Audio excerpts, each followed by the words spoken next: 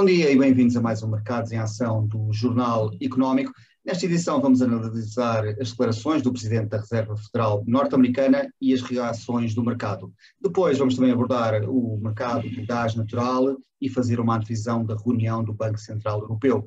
Também vamos ter os habituais números e gráficos do Marco Silva.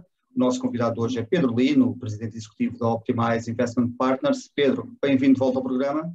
Olá André, muito bom dia. Bom dia, tudo bem. Pedro, vamos começar a olhar precisamente pelas declarações de Jerome Powell. Jerome Powell esteve em Jackson Hole a semana passada e assumiu que o combate à inflação vai prejudicar o crescimento económico e que vai trazer alguma dor para as famílias e empresas, mas também assumiu que o falhar e reduzir a inflação iria trazer uma dor muito maior e queria perguntar se esta, talvez muitos de nós já tivéssemos assumido que isto iria ser mesmo assim, mas os mercados pelos vistos não, como é que olhas para estas declarações e o facto de Jerome Powell estar a dizer as coisas preto no branco? Eu acho que durante o último mês houve uma noção de que a Reserva Federal iria subir as taxas de juros em 2022, mas que ao longo de 2023 poderia ter que baixá-las e inverter no fundo a sua política monetária. O que Jerome Powell na sexta-feira deixou bem claro é que vamos ter juros mais altos e durante mais tempo do que provavelmente até a Reserva Federal gostaria, mas que, como disseste, a prioridade é o combate à inflação e nesse sentido que irão fazer tudo o que seja possível para diminuir a inflação. Este discurso, no fundo, também foi uma forma de acalmar um pouco a euforia que se estava a viver no mercado, porque se olharmos para o último mês e meio, o Nasdaq subiu cerca de 20% desde os mínimos, mais até de 20%, há quem diria que já estávamos no novo bull market outra vez e que o Nasdaq ia por aí acima, o próprio índice S&P 500 recuperou substancialmente, as bolsas europeias também, ou seja, começava-se já aqui a avizinhar alguma euforia, estando ainda a inflação por controlar. E depois o que tivemos foi alguns membros da Reserva Federal, que também já nos têm vindo a preparar, como James Bullard, que defende que as taxas devem subir mais depressa e depois estabilizarem.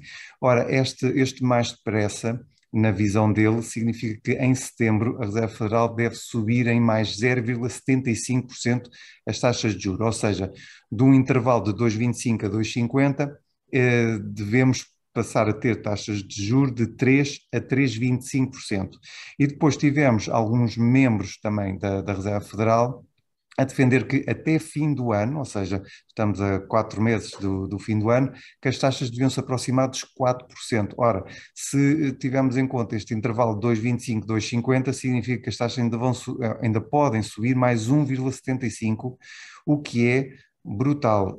E eu acho que foi o facto de Jerome Powell ter dito que as taxas iam ficar durante mais tempo e provavelmente durante 2023 a nestes níveis, ou seja, que não iria baixar, a não ser que a taxa de inflação baixe substancialmente, que depois teve a consequência no mercado que foi quedas substanciais. O Nasdaq caiu cerca de 4%, o índice Dow Jones baixou cerca de 1.008 pontos, no que foram as maiores quedas dos últimos meses, mas também, recordo mais uma vez, tinham subido muito e também nas últimas 2 semanas começámos a assistir outra vez a euforias, às meme stocks a dispararem, e eu acho que isto tudo são motivos de preocupação porque, no fundo, os americanos têm um efeito de riqueza muito grande devido aos investimentos que têm no mercado de capitais. E o que Jerome Powell vai dizer é que, tendo em conta este combate à inflação, vamos ter uma dor mais prolongada, seja para as empresas e para as famílias, e isso vai se refletir nos resultados que vão ser apresentados no próximo trimestre e nas perspectivas para 2023. Por isso, a reação Pedro, foi... Diz. Pedro, tocas aí num ponto importante, porque nós não temos essa percepção em Portugal, mas se o mercado acionista, especialmente o mercado acionista, estiver a subir, estiver fulgurante para os americanos, é um fator muitíssimo importante de rendimento, ao contrário do que nós temos experiência. E isso também pode ter influenciado as perspectivas do próprio consumidor, aliás, porque sabemos que o mercado acionista influencia o sentimento do consumidor norte-americano, que já estava a pensar, bom, o pior já passou. E achas que a questão é exatamente esta, é que Powell, de uma forma ou de outra, disse não, o pior ainda não passou, não apenas em relação à inflação, mas em relação às consequências dos juros ficarem elevados, porque já havia muitos analistas a preverem que em 2023 podíamos ter um corte de taxas. E Powell basicamente disse, esqueçam lá isso, porque não é isso que vai acontecer. E isto veio aqui a recalibrar as perspectivas do próprio mercado, sendo que, por exemplo, um setor muito importante, que é o do imobiliário, já está a sentir os efeitos de forma muito substancial destes juros mais elevados e que vai continuar. Sim, eu acho que neste momento as oscilações nos mercados são muito mais rápidas e, por exemplo, o mercado imobiliário também, e o que Jerome Powell veio dizer foi pôr um pouco água na fervura, porque o próprio, como referiste bem, já existiam muitos analistas que referiam que as taxas iriam baixar em 2023, e o que eu acho que ele quis foi pôr, no fundo, a cautelar que essa perspectiva de redução de taxas não se materializava já num aumento de consumo e no pior já passou. Eu vou ser sincero, eu também acho que na segunda metade de 2023 provavelmente a Reserva Federal até vai ter que reduzir ligeiramente as taxas, porque se elas forem agora para 4%, acho que elas até vão ter que ser reduzidas, mas aqui o que interessa no fundo, agora gerir as expectativas, principalmente até fim do ano, porque quando se começou a perspectivar que a Reserva Federal podia já baixar as taxas de juros no primeiro semestre, as bolsas reagiram em alta, e como dizem bem, os americanos tendo mais de 40% da sua riqueza no mercado, significa que a perspectiva é, bem, pior já passou, e realmente já posso pensar em comprar, em gastar mais. Ora, e o que ele diz é que está a tentar gerir as expectativas e por isso está a tentar que as pessoas pensem, não, o pior não passou. E a razão pela qual eu acho que no segundo semestre ou no último trimestre de 2023 as taxas vão ter que baixar é que o Jerome Powell também falou no seu discurso, abordou um pouco a época Volcker, em 1980, quando os juros atingiram os 20%. Mas há uma grande diferença, é que enquanto em 1980 a dívida sobre o PIB estava a cerca de 30% ou 32% nos Estados Unidos, neste momento está a 126%, o que significa que está mais de 4 vezes a dívida relativamente ao PIB do que estava em 2000 e há 42 anos atrás. Isto significa o quê? Que uma subida de 1% nos juros tem um impacto muito mais devastador do que tinha há 40 anos. Por isso, também não podemos esperar taxas de 20% ou de muito próximas da inflação, e estas subidas de 1% têm um impacto muito maior. Por exemplo, o facto de, como referiste, o mercado imobiliário estar a ajustar fortemente deve-se a quê? Às hipotecas, às taxas fixas a 30 anos terem subido dos 3% para os 6%. E realmente os americanos também conseguem durante algum tempo aguentar taxas mais altas, mas se isto se mantiver durante algum tempo, tudo é limitado. E eu acho que por isso é que também tivemos esta reação, que é, à medida que esta expectativa é gerida e que existe o adiar da redução das taxas de juro, quer as empresas, quer as famílias. Então Pedro, e achas que, primeiro, os Estados Unidos vão conseguir fugir a uma recessão, se bem que tecnicamente para alguns já está, e achas que os investidores estão preparados para haver aqui um período de novos mínimos, provavelmente este ano? Eu acho que vai ser muito difícil os Estados Unidos escaparem a uma recessão, porque se as taxas de juros subirem até próximo dos 4%, nós vamos ter um efeito de aumento de custos para as famílias, que primeiro se reflete logo no mercado de habitação, que é onde já está, mas temos que, neste momento, conciliar esta subida de juros com a subida expressiva do preço da energia.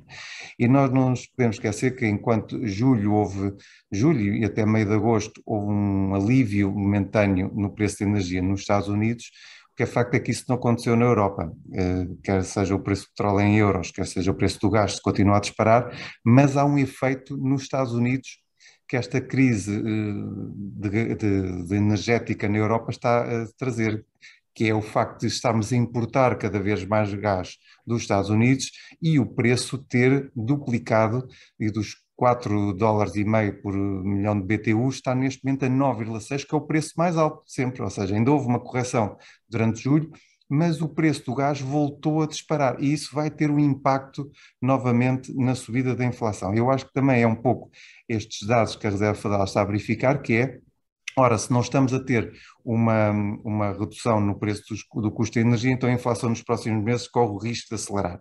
E aqui houve esta gestão das expectativas e eu acho que já está, acho que é consensual que a única forma de reduzir os preços é mesmo criar uma recessão. Não é um abrandamento, tem que ser uma recessão na Europa e nos Estados Unidos. Se ela vai ser mais leve ou não, eu diria que os Estados Unidos, pela sua capacidade de recuperação, será mais ténue. Eu recordo também um dado muito interessante, que é, desde 2008 até 2022, nos últimos 14 anos, o diferencial de crescimento do PIB americano para o europeu é de 15%, ou seja, a América conseguiu crescer mais 15% nos últimos 14 anos do que a Europa. Por isso esta recessão irá ser necessariamente mais ténue nos Estados Unidos, diria eu, do que na Europa, mas não vai ser possível escapar. Quanto aos mínimos, eu diria que provavelmente podemos ter o SP nos 3.500. Eu também não estou a ver muito o SP baixar muito mais do que isso, pelo menos por agora. Vamos ver a partir de outubro, quando forem conhecidos os resultados e as perspectivas para 2023, que as empresas já vão começar a anunciar, algumas já começaram nesta earning season, nesta época da apresentação dos resultados, já começaram a rever as previsões para 2023. Mas eu diria que o mercado vai estar muito mais volátil do que propriamente a pressão de atingirmos novos mínimos. Eu acho que nós vamos ter dias de subidas e quedas de 3%, até porque o número de shorts está a aumentar substancialmente, ou seja, investidores que estão a pôr curtos no mercado, e isso vai trazer, mais do que novos mínimos, vai trazer muita volatilidade, porque isto vai ter que serrar os investidores para cima e para baixo. Por isso, o meu maior receio é que os investidores estejam a reagir a estas subidas e quedas que vão ser muito mais expressivas do que aos mínimos. Os mínimos, provavelmente, nos 3.500 pontos, acho que o SP estará mais ou menos seguro. Bem, obrigado, Pedro. Vamos agora para um breve intervalo e regressamos já.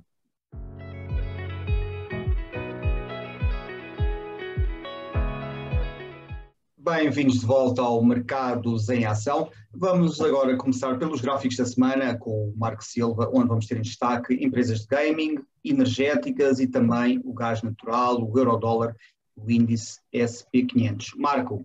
Obrigado, André. A semana passada foi marcada essencialmente pela sexta-feira, se bem que a semana, de uma forma geral, foi claramente vermelha.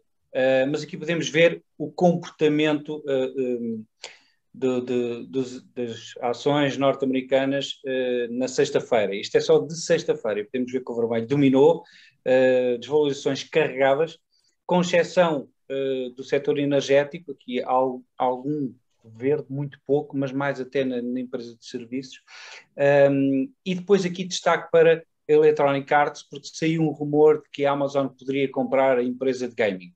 Isto vai em sequência da intenção da Microsoft de comprar a Activision Blizzard. Portanto, existe aqui um claro confronto das grandes empresas no sentido de conseguirem angariar conteúdos para as suas plataformas e, eventualmente, dominar aqui o mercado. E, portanto, estas são das principais empresas de gaming e como a Microsoft já está praticamente com a Activision Blizzard, existiu este rumor. Vamos ver se vai ser verdadeiro ou não, mas foi algo que mexeu com estas empresas. Aliás, podemos ver que a Electronic Arts conseguiu mesmo valorizar e a Activision teve uma desvalorização muito pequena. Já em relação ao resto da semana, o panorama é simples, energéticas subiram, empresas chinesas também subiram, o resto do mercado praticamente perdeu tudo valor. Em relação ao resto do mundo, na semana passada, como podemos ver, China a subir, Brasil a subir e o resto das empresas, o resto do mundo, quase todas elas no vermelho, com exceção das petrolíferas. Em relação aos setores, mais do mesmo, portanto, energéticas a subir. Podemos ver aqui o Wall Street com um desempenho ligeiramente similar ao da Europa, mas pior do que os mercados desenvolvidos e dos mercados emergentes. Portanto, tivemos aqui uma correção claramente significativa do mercado. Agora, começamos aqui pelo mapa do Brent. O Brent que conseguiu suportar aqui na linha laranja e agora partiu esta linha de tendência verde. Temos de ter aqui o Brent a subir até aos $106 por barril. Em relação ao gás natural, este é um mapa desde setembro do ano passado e podemos ver claramente que aqui em março disparou logo dos 2,7 para os 3,7, depois andou aqui a lateralizar um pouco com alguma subida, mas em junho, final de junho, disparou claramente. E isto é algo que é inevitável nós percebermos que o gás natural que estava a 2,7 no ano passado, neste momento está a 9,4. Há aqui um aumento brutal desta matéria-prima que é essencial não só apenas para os consumidores, mas para a componente industrial, e a Alemanha vai ter graves problemas com isso, a Alemanha e a Itália. Em termos técnicos, poderá haver aqui a probabilidade de um alívio, que poderá levar o preço até aos 6,7, mas nestas fases é complicado ter a mesma fiabilidade dos indicadores técnicos do que no mercado normalizado, que não é o caso. Em relação ao euro-dólar, mantendo-se aqui neste canal descendente, destaque aqui para testar esta média, esta mediana que está aqui no tracejado. Hoje, para já, parece querer quebrar em alta esta mediana, mas vamos ver se assim será. Se conseguir fechar acima, então poderemos ter aqui o teste da linha laranja, este momento está nos 1,026. Por fim, o S&P 500, eu estou mais otimista no pessimismo em relação àquilo que o Pedro referiu. Eu acho que novos mínimos vão ser atingidos. Aliás, eu acho que os mínimos daqui a uns meses poderão estar nos 2.900 pontos no S&P 500, pelo padrão que já indiquei aqui há umas semanas. Para já, o S&P 500 está a replicar muito do que fez aqui em 2007, neste caso 2008. Eu já falei disto na última análise. Veio aqui bater em 2008 a média móvel dos 200 períodos e foi rejeitado. E, entretanto, depois veio aqui testar a média móvel dos 50 períodos, teve aqui um rebound e então foi apanhar novos mínimos. E o que está a fazer neste momento é exatamente o mesmo. Foi à média móvel dos 200 períodos, foi rejeitado, está hoje a testar a média móvel dos 50 períodos. Vamos ver se existe aqui algum rebound ou não, mas os novos mínimos estão aqui muito apetecíveis para os gestores, os URSS, aliás, conseguirem dominar novamente o mercado nos próximos meses. Vamos ver se é assim. É tudo, André. Obrigado, Marco. Pedro, olhando aqui para o mapa europeu, energético e geopolítico, temos aqui esta possibilidade da Rússia fechar de vez a torneira à Europa. Está aqui a ter impacto nos preços, não só do gás natural, obviamente, mas também da eletricidade, que também depende do gás natural. A semana passada, a Alemanha e a França atingiram aqui novos recordes dos preços de eletricidade para o próximo ano. Isto tudo somado, ainda nem sequer chegamos ao inverno e a tal questão de se a Europa vai conseguir ter gás natural suficiente ou não para enfrentar o inverno, não só do lado do aquecimento, que é importante, obviamente, mas também do lado da indústria. Como é que olhas para este imbróglio em que a Europa se meteu e parece não ter fim à vista e que não é de fácil resolução, apesar dos setores políticos terem vontade de ultrapassar a Rússia? Não, André, é isso mesmo, é um imbróglio que é de difícil resolução, porque nós temos, na Europa está no centro do conflito e está a perder, está no centro do conflito entre a Rússia e a Ucrânia. Está a pagar o preço de não ter diversificado as suas fontes de energia, está a perder competitividade neste momento de forma bastante acelerada. Se há pouco, como referi, nos últimos 14 anos o PIB americano subiu 15%, provavelmente esta divergência vai se acentuar porque se compararmos em termos de megawatt-hora o preço do gás nos Estados Unidos e na Europa, a Europa neste momento está a pagar quase 10 vezes o custo do preço, porque os 9,3 ou 9,4 que o Marco referiu correspondem a cerca de 35 euros, 36, perdão, 35, 36 dólares por megawatt-hora e o preço do gás por megawatt-hora na Holanda está a cerca de 300, ou seja, estamos a falar, não é 10 vezes, é 9 vezes o preço que a Europa está a pagar, e isso traduz numa desvalorização das empresas europeias e uma perda de competitividade, porque o custo de produção, principalmente das empresas que usam energia, que precisam de energia no seu processo produtivo, dispara. E depois temos outra consequência, que também tem a ver com a desvalorização do euro-dólar, que é o déficit comercial. À medida que a Europa paga mais pela importação da energia, significa que temos um custo superior e que o excedente comercial que a Europa tinha o ano passado, neste momento está a refletir-se num déficit comercial, e a variação de um ano para o outro são quase cerca de 50 mil milhões de euros. Por isso é que há pouco, quando o Marco estava a mostrar o gráfico do euro-dólar, vemos uma tendência decrescente, porque são todos estes fatores que têm vindo a pesar na moeda única. E depois ainda há um último, que é o principal, que é o diferencial de taxas de juros entre o euro e o dólar. Também não nos podemos esquecer que a Reserva Federal foi a primeira, mesmo assim já foi atrasada, na minha opinião, mas foi a primeira a subir as taxas de juros.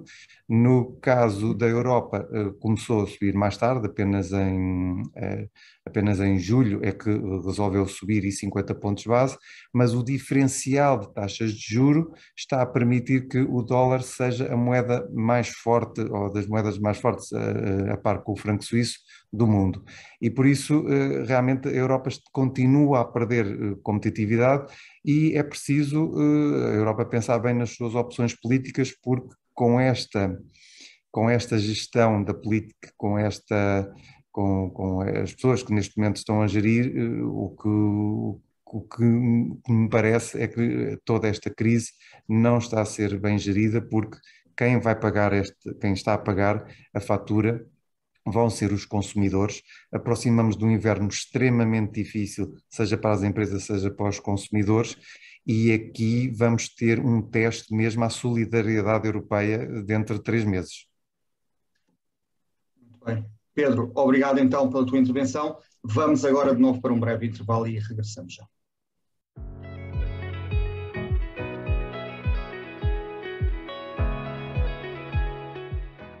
Bem-vindos de volta à terceira e última parte do Mercados em Ação. Vamos começar pelo número da semana, que são 1.000 euros por megawatt-hora. Este foi o valor do preço da eletricidade, do contrato para 2023, atingido em França na semana passada. Isto é um novo recorde e representa são mais 10 vezes face a um ano. Na Alemanha, também no mesmo dia, na sexta-feira, o preço da eletricidade também atingiu novos recordes, também os contratos para 2023, apesar da menor disponibilidade das centrais nucleares em França estar a contribuir para este aumento. A França é tipicamente um grande exportador de eletricidade a nível europeu, mas o fecho da torneira do gás russo e as dúvidas que existem sobre o próximo inverno continuam também aqui a impactar os preços de eletricidade na Europa. Marco, vamos agora olhar para a personalidade da semana. O que é que nos reservas? Sim, para esta semana trago o José Neves, que é o CEO da Farfetch, que a semana passada anunciou que vai comprar metade de uma empresa, mais uma empresa de luxo, de retalho, e isto é extremamente importante. Para já, eu acho que o José Neves tem feito uma gestão muito boa e aproveitado muito bem as capacidades que o mercado de capitais lhe está a permitir. Tem crescido muito à conta de aquisições. Aliás, é a única forma de crescer no ramo em que está inserido, e é algo que até o Pedro podia comentar, nomeadamente ao nível da capacidade que o mercado de capitais permite às empresas, que de outra forma não têm. Portanto, a Farfetch está a nível mundial, está no topo, neste momento está a lutar com o topo, e se não tivesse no Reino Unido com acesso a um mercado de capitais como tem, não teria sequer quase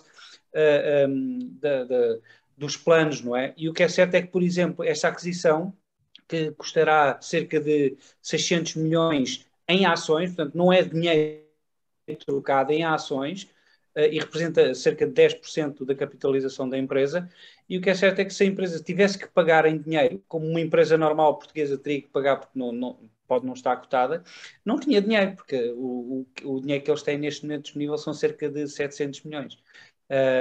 Portanto, José Neves está claramente num caminho muito, muito interessante e saber aproveitar o mercado. Já agora só para, Marco, isso só é possível porque ele tomou uma decisão, ele e quem o assessora, tomou uma decisão estratégica que foi cotar-se em Nova Iorque porque o mercado de capitais português é inexistente e todos sabemos Primeiro vai que... para Londres, depois vai para Nova Iorque. Exato.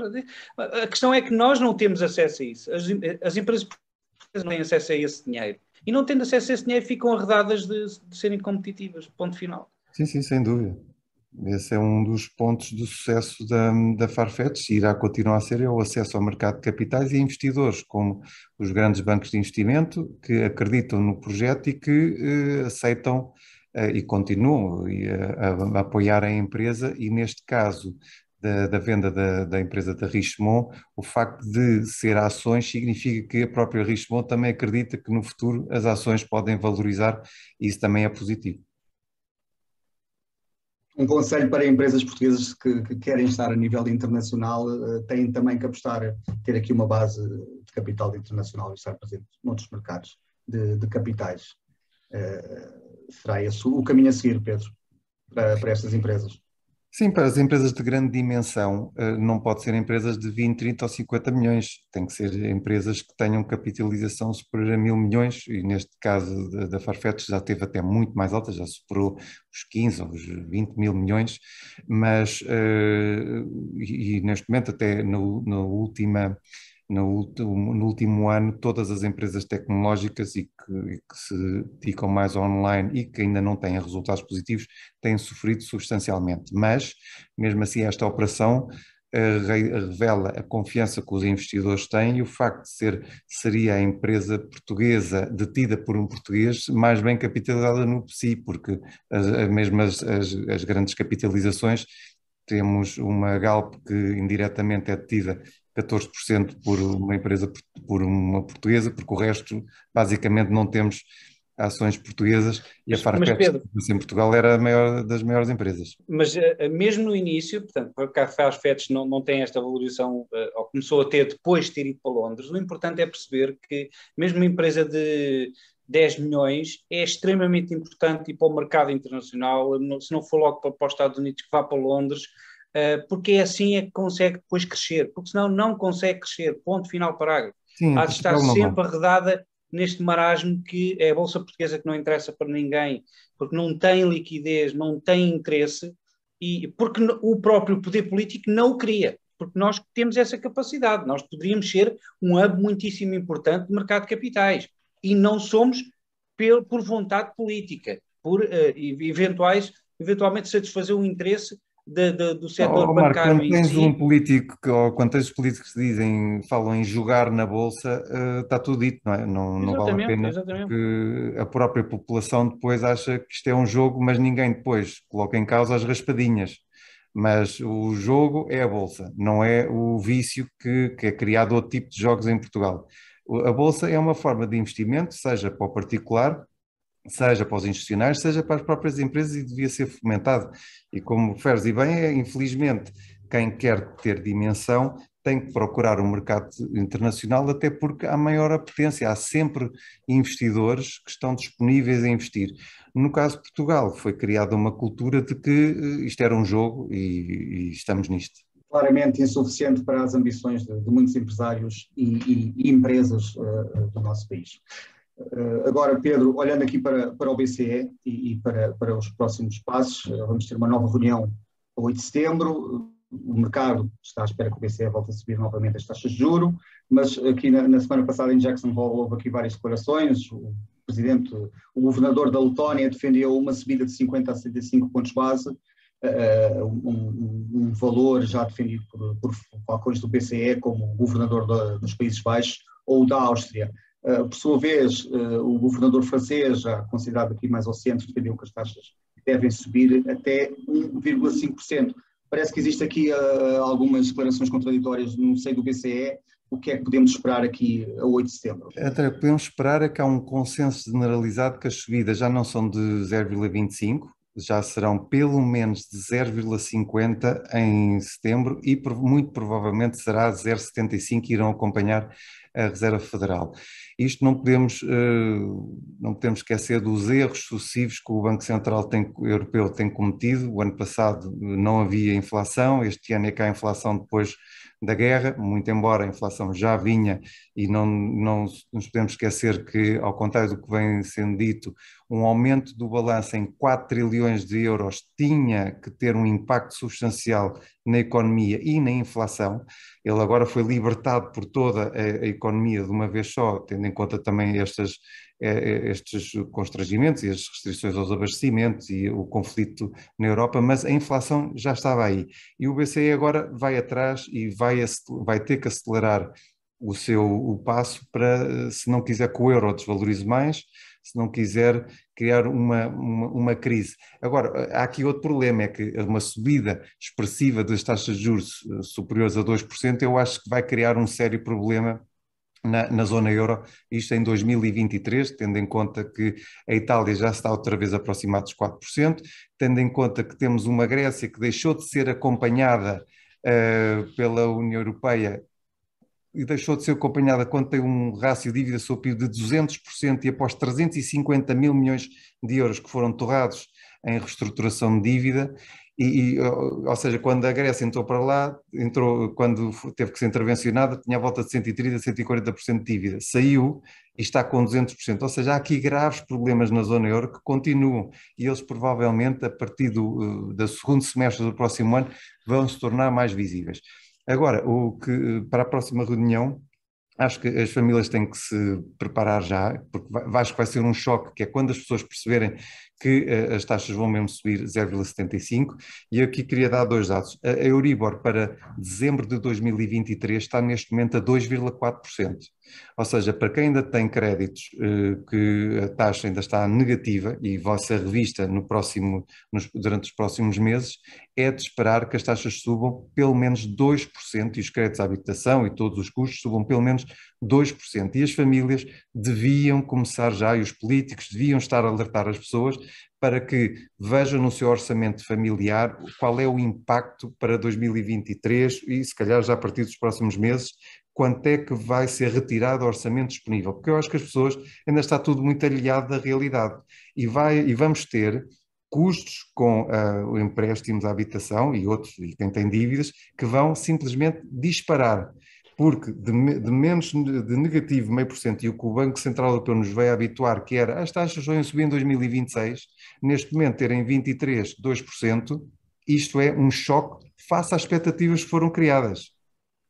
Pedro, deixa-me pegar diretamente aí, porque eu continuo a ver diversos mercados, nomeadamente o mercado imobiliário, completamente desfasado daquilo que a lógica e o bom senso ditaria. Porque, aliás, aquilo que estamos a ver nos Estados Unidos, que foram uns meses depois da Fed começar a subir as taxas agressivamente, isso terá que obrigatoriamente acontecer na zona euro e em Portugal. Portanto, e as pessoas têm que se preparar que isto vai ser um choque, como tu dizes muito bem. Isto não vai ser uma subidinha de 10, 20 euros. Isto vai ser subidas grandes, até porque os valores do imobiliário têm sido muito expressivos.